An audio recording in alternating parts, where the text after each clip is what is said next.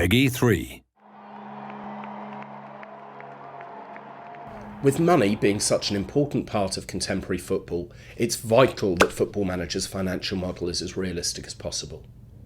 To keep on top of this, we've made a number of significant tweaks in FM13 that make finances for both clubs and individual players more realistic.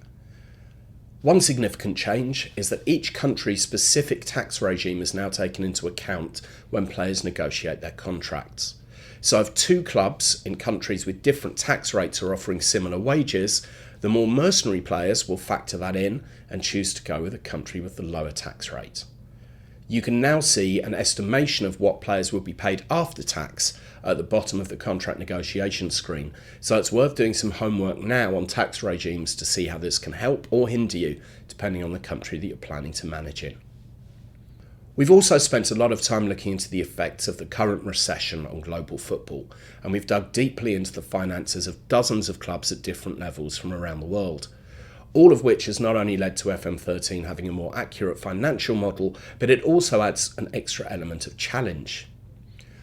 One of the things that we noticed when doing this was that we were actually massively underestimating non-football costs, which essentially mean things like rent and the wages that are paid to non-footballing staff.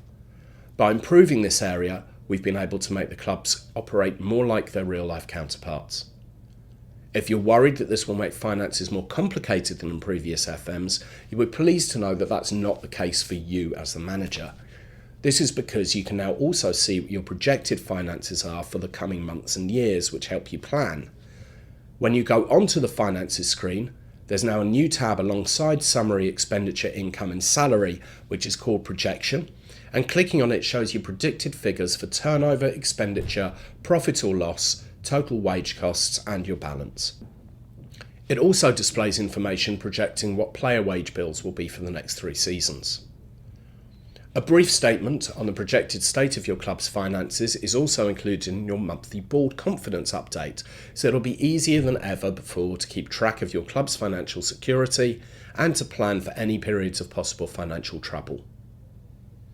So those are a couple of the main changes to the financial model in FM13.